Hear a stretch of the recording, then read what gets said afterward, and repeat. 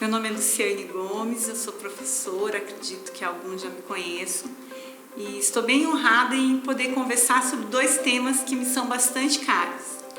A questão do combate à violência contra a mulher e a inteligência artificial. Atualmente, eu sou presidente do Comitê de Inteligência Artificial do Ministério Público Federal. Em razão disso, eu tive a grata oportunidade de conhecer a Cris Castro Lucas e o seu lindo projeto, Glória, e a satisfação de dividir com ela esse momento. A mulher, pela vulnerabilidade que lhe é inerente, ela está muito mais suscetível a sofrer as diversas formas de violência. Isso acontece com executivas, não é um problema que acontece com pessoas apenas sem tanto acesso à educação, à cultura. Ele é um problema realmente muito mais amplificado, eu diria. Isso acontece no ambiente de trabalho, acontece em casa, infelizmente, em todos os vieses ou a partir de todos os papéis que a mulher ordinariamente representa e desempenha, né? A ideia de várias jornadas, isso pode realmente trazer também uma sobrecarga e não deixa de ser uma forma de violentar. Nós estamos muito acostumados a atrelar a violência contra a mulher apenas à violência física, ela de fato é a mais visível, eu diria. Nós temos a violência física, de fato, mas temos aquela também reconhecida como uma violência psíquica, em que, ainda que minimamente atinja apenas a autoestima da mulher, ela já se caracteriza. Há relatos de relacionamentos em que o agente agressor, ele mina a autoestima dia após dia, trazendo características ou exaltando características que a pessoa não considera tão positivas. Nossa, quando eu casei com você, você tinha um corpo lindo, você está engordando, você está envelhecendo. Tudo isso acaba por atingir e, de alguma maneira, macular a autoestima feminina. Meu nome é Cristina Castro Lucas, idealizadora do projeto Glória, um conjunto de algoritmos que vem para acabar com a violência contra mulheres e meninas. Pertenço ao programa do Departamento de Estado americano, We Americas, que visa empoderar mulheres no mundo, entendendo que violência é um problema maior e uma questão socioeconômica mundial. No Brasil, a cada 2 segundos, uma mulher sofre algum tipo de violência. A cada 2 minutos, Maria da Penha é acionada. A cada 9 minutos, uma menina é estuprada. E a cada 2 horas, uma mulher é morta. A par da violência física, da psíquica, temos também a violência sexual. Há uma vulnerabilidade da mulher, uma hipossuficiência física, em regra, em relação ao homem. Então, uma suscetibilidade de acontecer uma agressão. E uma violência sexual pode acontecer, inclusive, em relacionamentos estáveis. Uma obrigatoriedade em uma relação sexual não consentida, ela caracteriza essa violência. Temos também a violência patrimonial, quando o agente agressor ou ele dilapida o patrimônio ou de alguma maneira ele constrange a pessoa a entregar seus bens ou faz com que ela não tenha acesso a ele ou ainda utiliza de meios escusos para vender, transferir para alguém, fazer uma doação espúria. Temos a violência institucional, que ela infelizmente acontece, notadamente em razão das dificuldades que enfrentamos em termos de políticas públicas no Brasil, quando eu não oferto um serviço que deveria estar disponível para as mulheres, quando há uma violência praticada por um agente público. Nós tivemos um caso bastante recente no interior do estado do Ceará, em que um médico agredia, violentava as pacientes, e outros casos que já foram veiculados anteriormente. E por fim, e não menos importante, em razão do painel tratar justamente de tecnologia e combate à violência contra a mulher, a gente precisa falar da violência digital. A tecnologia, ela tem esse duplo viés, ela tem um lado positivo, mas ela tem um lado bastante nefasto. A partir da violência digital, podemos verificar várias possibilidades. Um ex-namorado que, com raiva, veicula fotos íntimas da ex-namorada, está praticando uma forma de violência digital. Utilizar as redes sociais para constrangimento, para assédio, também é uma forma de violência digital, que é bem atual. Se a gente for avaliar, quando alguns instrumentos legais brasileiros eles trazem essa regulamentação do que seria essa conceituação do que seria a violência, eles não conseguiram alcançar tudo, porque para quem é da área jurídica isso é muito tranquilo, o direito acompanha os fatos sociais. Então hoje a gente precisa de regulamentação ou se valer dos instrumentos já postos à disposição para coibir esse tipo de violência que é mais moderno, que é mais atual. A questão da violência digital, as pessoas acham que a gente precisaria notadamente de mais legislação. Eu particularmente discordo um pouco, porque eu acredito que a gente precisa efetivar os diplomas que já estão disponíveis. Nós já temos diplomas legais, né, que já podem alcançar isso e de fato já podem servir para aplicação, para uma responsabilização dos agentes que perpetram esse tipo de violência. A violência é um problema mundial.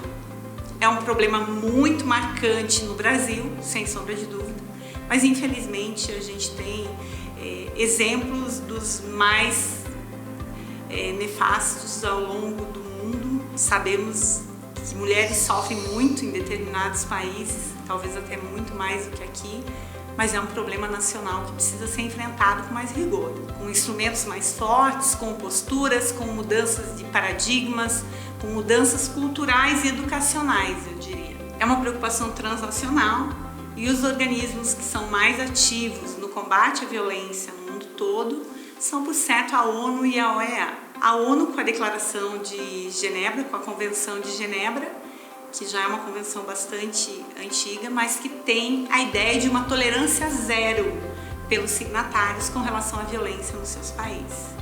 A OEA também com a proibição da discriminação de toda sorte contra as mulheres. E por fim, a Declaração de Beijing, em que há a ideia da petição e da investigação. Você tem o direito de peticionar, solicitando a intervenção desses organismos internacionais. No âmbito nacional, há diversos diplomas legais, tuteladores da mulher, com vistas a, de fato, de alguma maneira, além de proibir a violência, coibir e tutelá-las com relação a isso, mas também no sentido de trazer algum empoderamento, alguma proteção especial. São as denominadas ações afirmativas, que nos tratam naquela ideia de Rui Barbosa, que na realidade é aristotélica, de tratar igualmente os iguais e desigualmente os desiguais à medida em que se desigualam. Então a mulher ela tem uma desigualdade física, uma hipossuficiência física em relação ao homem, em regra, e isso acaba por trazer uma vulnerabilidade física. Um dos diplomas legais mais conhecidos no país é a Lei Maria da Penha, que de fato traz essa proteção específica quando a violência é perpetrada contra a mulher no seu ambiente doméstico. Outro instrumento bastante interessante e que vem com a ideia de tornar um crime hediondo a Lei do Feminicídio. Ela é bastante recente, mas ela por si só não é capaz de coibir a violência. Não adianta termos vários diplomas legais sem efetividade, sem estrutura administrativa, sem estrutura policial mesmo, para poder fazer um mapeamento ostensivo e combater de uma forma mais eficaz. Nós precisamos, de fato, de políticas públicas nesse sentido. Em alguns estados do país, a exemplo do Rio Grande do Sul, há leis específicas no sentido de permitir que as mulheres possam descer do ônibus em locais diversos daqueles pontos tradicionalmente de parada. Isso para protegê-las, porque pode se tratar de um lugar ermo, né? E ela estaria mais vulnerável à violência, a um ataque, eventualmente, que poderia ser praticado. Um outro diploma que eu não poderia deixar de falar é a denominada Lei do Minuto Seguinte. Ela se destina a vítimas de violência sexual.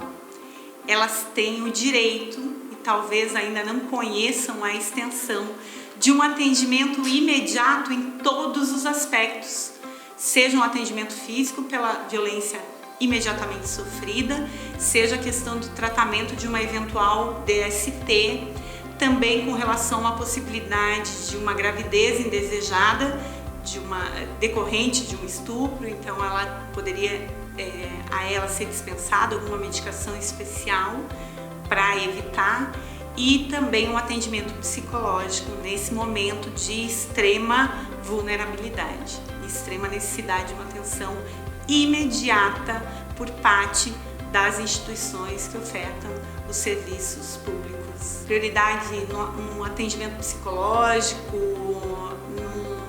numa dispensação até medicamentosa específica para acalmá-la, a questão física, tudo isso ela precisa ter atendimento imediato, não um agendamento para ser atendida por um profissional, um especialista no momento posterior, é imediato. No meu sentir, e acredito que de várias pessoas que se dedicam ao assunto, não adianta essa legislação toda protetiva sem efetividade. A gente deveria partir de uma educação já desde a mais tenra idade, no sentido de trazer, de fato, uma isonomia entre as crianças do sexo feminino e masculino e tratá-los como iguais e já incutir na cabeça dessas crianças que o tratamento dispensado entre eles deveria ser nessa seara da igualdade. Também questão de políticas públicas, ações afirmativas, e aí eu entro no lado positivo da tecnologia. A tecnologia hoje pode, sem sombra de dúvidas, ajudar de uma forma muito eficaz no combate à violência contra a mulher. E nesse aspecto, um dos elementos que salta aos olhos, até pela atualidade do tema, se destaca a inteligência artificial e os seus produtos e as ferramentas que possibilita desenvolver. Tem a possibilidade de lançar mão do machine learning, do deep learning, e redes neurais, de algoritmos. Todo mundo já ouviu falar, alguém escuta, acha que é algo assim muito complexo, mas é algo do nosso dia a dia. Acredito que você já usou a Netflix e quando olhou lá, já que você assistiu o filme tal, acredito que você vai gostar do filme tal. Isso é produto de inteligência artificial, são os algoritmos fazendo todo o trabalho. E no aspecto do combate à violência, há alguns aplicativos já que estão à disposição de mulheres para que elas tenham um conforto de poder, de fato, denunciar à distância. Isso é muito além de confortável, além de prático, isso traz aquela segurança maior do que ir pessoalmente até algum lugar, o que sempre inibiu muitas mulheres de relatar o que de fato acontece em termos de violência. Nós nunca teremos os dados fidedignos, porque muitas delas não chegam a trazer a público o que de fato sofrem em termos de violência. Então nós temos o PLP 2.0, esse é específico para mulheres que possuem medidas protetivas. Existe também o Bem Querer Mulheres, Salve Maria. Mas acima ou além desses aplicativos, eu conheci felizmente a Glória. A Glória é um projeto idealizado pela Cris, nos faz companhia nesse momento e é incrível, não há o que imaginar, ele não tem limites, a gente, se for fazer uma prospecção, ainda não tem certeza do alcance. O que se sabe é que vai ajudar mulheres de várias partes do mundo de uma maneira muito bacana, porque a vítima de violência, ela normalmente não vai até um local para levar o que ela sofreu. Para isso, eu idealizei uma robô, uma plataforma de transformação social de alcance internacional que permite identificar, intervir, apoiar e educar na questão da violência, visando diminuir, por que não acabar, com a violência de gênero. Uma robô virtual que é baseada em 3 pilares: Machine Learning, People Analytics e Gestão de Competência.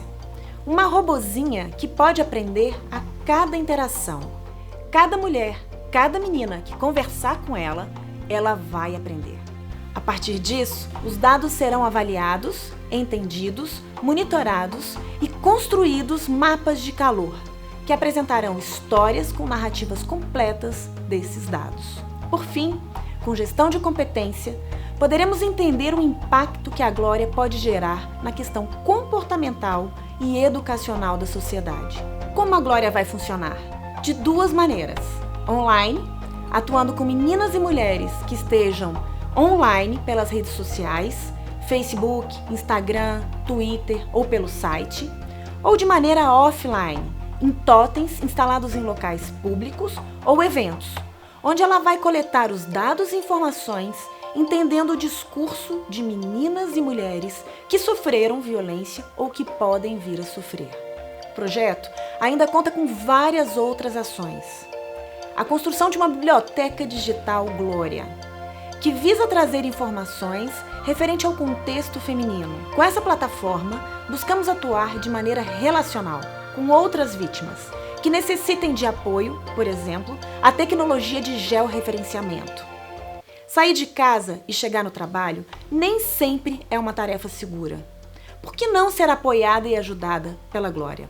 O projeto visa também construir um canal de comunicação que vai trazer relatos e histórias reais, dicas, ou seja, materiais educativos para apoiar o combate à violência. Com a Glória, como ela será também um chatbot, mas não unicamente um chatbot, que é como se fosse um robô que vai aprendendo e ajuda a responder essas vítimas de violência, ela será treinada para um escopo muito maior, cada dia mais ampliado. E isso acaba trazendo um conforto para as mulheres, porque mesmo dentro de casa ou talvez escondida em algum local após sofrer algum tipo de agressão, ela já pode se comunicar com a Glória.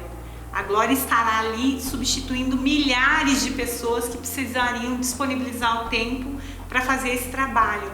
Então a ideia da inteligência artificial na atualidade é desenvolver atividades tipicamente humanas. Acredito que a Cris tem a ideia de trazer para a Glória a empatia. À medida em que ela vai tomando contato com essas vítimas, ela se solidariza e oferta o seu apoio, seja ele jurídico, seja orientativo em outros aspectos, para que ela busque todos os instrumentos de proteção que lhe são dispensados atualmente. A vantagem é que a vítima ela está no anonimato, então isso traz um certo conforto, uma sensação de segurança muito maior, além do que ela pode fazer isso imediatamente. Pode evitar casos bem mal sucedidos justamente pela imediatidade. E toda essa coleta de dados vai servir depois para que a gente tenha um banco para poder operar e fazer todo um georreferenciamento, aferir os mapas de calor e poder atuar pontualmente em regiões que ofertam maior risco para as mulheres. A nossa meta é impactar positivamente 20 milhões de mulheres e meninas no Brasil, no primeiro ano do projeto. E a Glória, como ela já tem esse papel acessível, a gente sabe que não vai ser só um chatbot, ela vai ter um robô físico, haverá totens em alguns locais para que as mulheres tenham esse acesso, ela vai conversar com as amigas tecnológicas dela, Siri, enfim, mas tem algo que eu gostaria muito que acontecesse, que fosse também ampliado o escopo da Glória para alcançar a lei do minuto seguinte, uma vez que para as mulheres, acredito, isso é um posicionamento meu, que não há violência pior do que a violência sexual. Então, a lei do minuto seguinte vem para pelo menos trazer um conforto para aquelas pessoas que já foram vítimas dessa atrocidade. A inteligência artificial ela está na nossa vida, no nosso dia a dia. Ela assusta um pouquinho porque a gente tem aquela visão de que ela vem para substituir o ser humano. Muito provavelmente em muitos papéis desempenhados atualmente, como aconteceu com toda forma de automação, nós cederemos espaço, sem sombra de dúvidas, para os robôs. Ocorre que ele tem um viés muito positivo e ele faz parte já do nosso dia a dia. Mas ela não é uma ideia muito recente, embora há quem diga que começa a partir da Segunda Guerra Mundial, com a quebra dos códigos nazistas.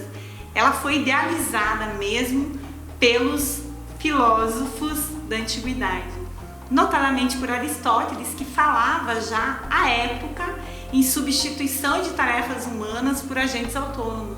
Então é algo muito pensado há muito tempo e implementado na atualidade. E a gente teve um período de refreamento na década de 80, mas agora está vindo realmente com todo o vigor e também para auxiliar no combate à violência.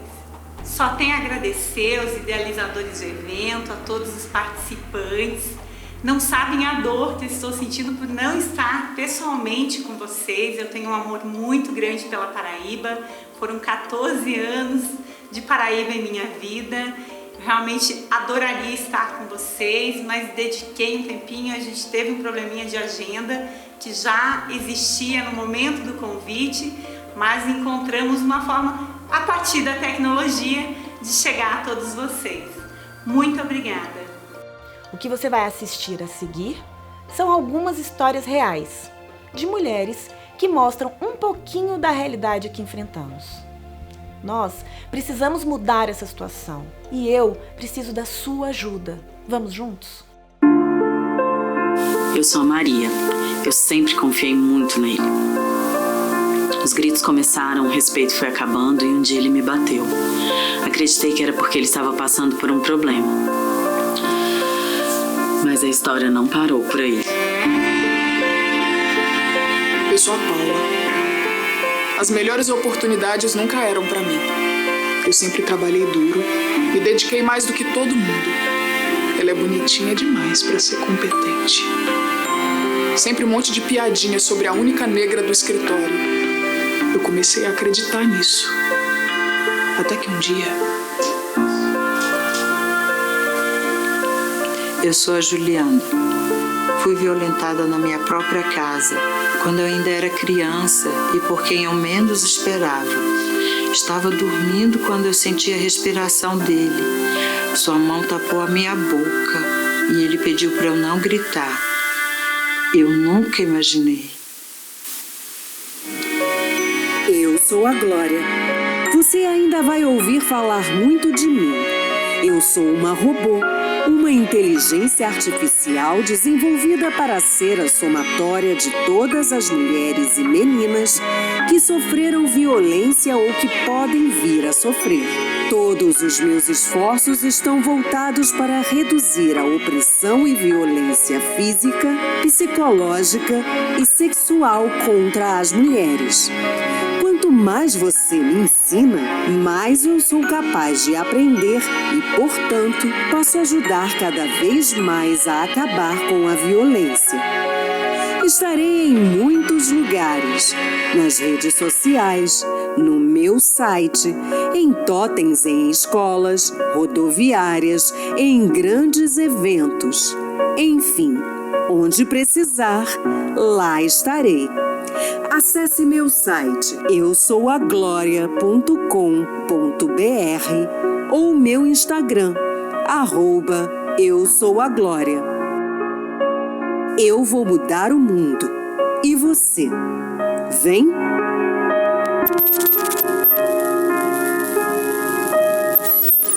Para conhecer mais a Glória, acesse nosso site www.eusouagloria.com.br, nosso Instagram, Eu Sou a Glória, ou Twitter, Eu Sou a Glória. Apoie essa mudança.